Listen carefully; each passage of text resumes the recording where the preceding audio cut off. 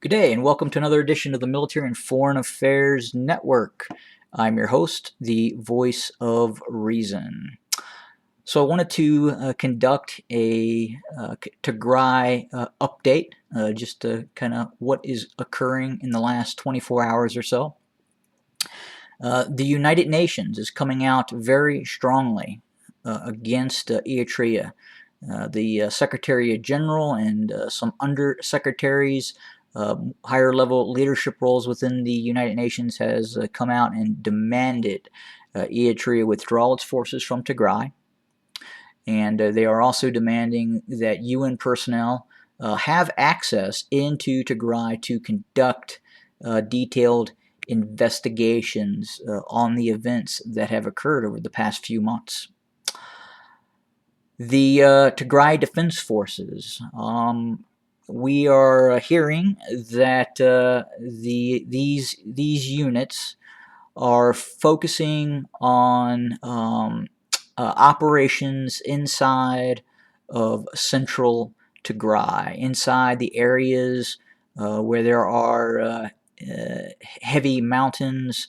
The terrain is better suited for evading platforms such as helicopter gunships, multi-role fighter bombers, and then obviously larger motorized conventional units that Eritrea and Ethiopia possesses. So it is to the advantage of the Tigray Defense Forces to move into areas where it cannot be harassed by heavy weapon systems.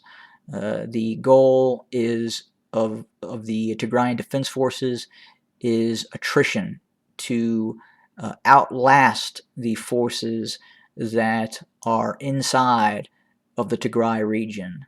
The goal is to degrade and hamper supply columns, to degrade and hamper the ability of both the ENDF and the Eritrean forces to supply its troops. And the best way to do that, according to the Tigray Defense Forces, are to operate inside of these heavy mountain areas that are, again, very difficult to get to in some cases. They also have the base knowledge of the terrain. Many of the people who are active inside of these defense units, these Tigray defense units, are peoples from these towns and villages inside of central Tigray. So it is hopefully a wait out approach in terms of the Tigray strategy to harass and make it very difficult on the Eritrean and Ethiopian forces to operate in these areas. What's next from the United Nations? Well, that could get complicated, and the reason that is complicated is resolutions must be put forth. Formal resolutions, condemning the Eritrean activity inside of Tigray, possibly condemning the actions of Ethiopia.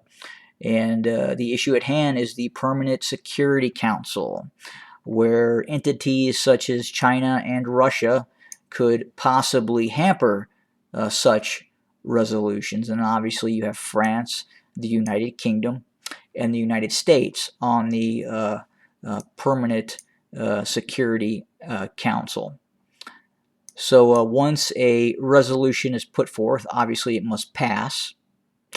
And I would assume that said resolution would demand that Eritrea and Ethiopia remove its forces from the Tigray region. And again, once this resolution is put forward, it is possible that Russia or China, who has better relations with Eritrea, could vote against said resolution, or they could abstain. of course, and then followed if let's say that this resolution is put forth and passes, and then Eritrea were not to abide by said resolution of removing its forces from Tigray, then you could possibly look at a resolution authorizing the use of force or sanctions, or a multitude of both, to compel Eritrea to remove its forces from Tigray. Now, that is the long route. There could be other parties in the game, so to speak, that could intervene on the behalf of Tigray, as opposed to following the United Nations route, which is a rather lengthy process, and there are obviously no guarantees of success because of the Permanent Security Council members and the opposition that each party may have to the other side.